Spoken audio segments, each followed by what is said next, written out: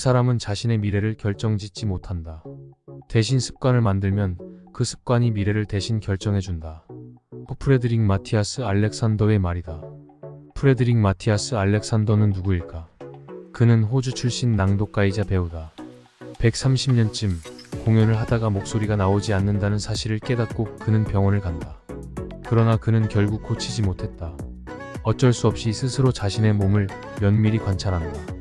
9년의 시간 동안 스스로의 문제를 확인하여 치료하는데 그렇게 만들어진 것이 알렉산더 기법의다. 알렉산더 기법이란 고정된 생각과 행동 습관을 벗어나 심신의 조화를 회복하는 기법이다. 사람은 오랜 기간 의식하지 못하면서 긴장과 잘못된 습관을 갖는다. 고로 감각 인식은 오류를 만든다.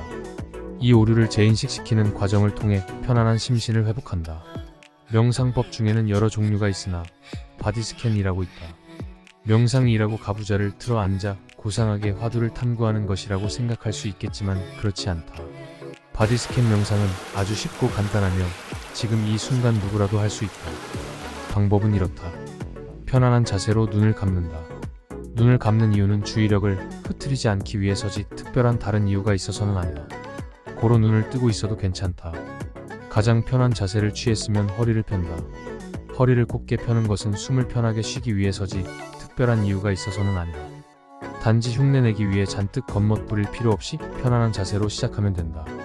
흐트려진 주의력은 날카롭게 사방팔방으로 뻗어나가는 섬개의 가시를 닮았다. 그것을 누그러뜨리기 위해서는 주의력을 사방팔방이 아닌 가운데로 모아야 한다. 바로 호흡에 집중하는 것이다. 이후 커다란 MRI 기계 통속으로 자신의 몸이 들어간다고 생각해본다. 정수리 끝에 레이저가 있다. 이 레이저는 점차 밑으로 내려온다. 정수리에서 이마로, 이마에서 눈썹으로, 눈썹은 미간으로 입술로, 목과 어깨, 팔과 다리. 점차 레이저는 아래로 내려간다. 정수리 끝에서 발가락 끝까지 신체의 모든 부분을 스캔한다. 거기에 저도 모르게 긴장하고 있는 근육은 없는가. 대부분 자신이 바짝 긴장하고 있다는 사실조차 모르고 살아간다. 어깨가 뭉치거나 두통이 있거나 만성적으로 피로하거나 불필요한 근육의 에너지를 바짝 사용하고 있는 것이 없는지 그 균형은 잘 맞아 있는지 살핀다. 그 모든 것을 이완한다. 저도 모르게 쓸데없는 에너지를 사용한다. 단순히 근육이 전부일까? 그렇지 않다. 저도 모르게 사용하는 쓸데없는 에너지를 사용하는 곳은 많다. 바디 스캔을 하듯 외부적인 스캔이 필요하다. 불필요하게 긴장하고 있는 곳은 없는가? 저도 모르게 반복적으로 불필요한 곳에 에너지를 사용하고 있는 것은 없는가? 그것은 혹시나 습관이 되어 의식조차 하지 못하고 반복하고 있진 않은가? 프레드릭 알렉산더의 말처럼 사람은 자신의 미래를 결정짓지 못하지만 습관이 미래를 대신 결정해준다. 의식하지 않는 수면 중이나 샤워 중에서도 무의식은 습관화되어 주인을 원하는 방향으로 움직여준다. 이런 식으로 기존의 구조를 개선하는 것을 영어로는 R이라고 한다. 이를 다시 번역해보자면 구조조정이다. 스트럭처라고 하는 조직화하다라는 동사에 접두사도와 전미사가 들어간다. 재조직화한다는 의미다. 1997년 외환위기 당시 IMF의 계획에 따라 전방위적인 경제 체질 개선과 대규모 구조조정이 실행됐다. 그로 많은 실업자가 양산됐으니 구조조정은 긍정적인 어감은 아니다. 그러나 구조조정은 바짝 긴장한 근육을 이완하고 힘을 주어야 하는 곳에만 정확하게 에너지를 전달하게 하는 꽤 효율적인 방식이다.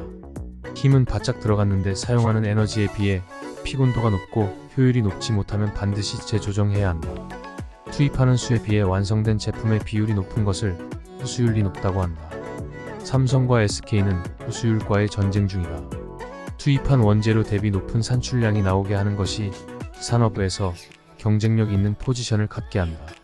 수율을 높이기 위해서 가장 중요한 것은 불량 판정을 제대로 진단하는 것이다. 실제로 얼마 전 LG에너지솔루션과 SK는 북미 공장 내 자동화 검사 장비에 1조 원이 넘는 비용을 투자하는 방안을 추진했다. 이처럼 첨단 장비를 도입하여 검사를 하게 되면 단기적으로 불량 판정이 더 많아진다. 전에는 발견하지 못했던 불량들이 마구 발견되기 때문이다. 수율이 낮아지면 대체로 설왕설래한다. 괜히 돈을 들여 고가의 장비를 놔서 수율이 낮아졌다는 것이다. 다만 이것은 없던 불량들이 생겨내는 것이 아니다. 발견되지 못한 오류가 더 잘 발견되는 일이다. 때문에 장기적으로 수율은 더 높아진다. 일본 속담에 이런 말이 있다. 냄새가 나는 것은 뚜껑을 덮는다. 냄새가 난다고 뚜껑을 덮으면 언젠가 그것은 골마 터지기 십상이다. 당장 손에 똥을 묻히게 되더라도 장기적으로 그 근본 원인을 파악하여 하나씩 제거해 나가야 한다.